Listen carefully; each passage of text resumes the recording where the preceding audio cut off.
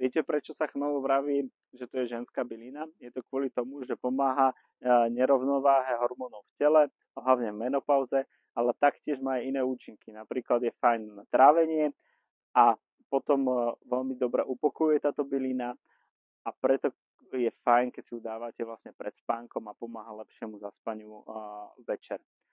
V čom je iný ten chmel, ako majú naši konkurenti? Je to v tom, že náš chmel je pestovaný vlastne v Bulharsku a veríme v to, že všetky tinktúry, ktoré robíme, sú z bylín z Bulharska, že majú viac účinných látok, tým, že tam je iná mikroklíma. Ako sa dávkuje? Jedna kvapka na 1 kg hmotnosti, túto dávku rozdelíte na ráno a večer.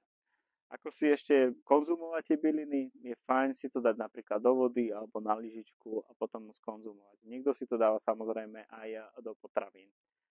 Tak poďte vyskúšať chmel nielen v pive, ale aj v tintúre.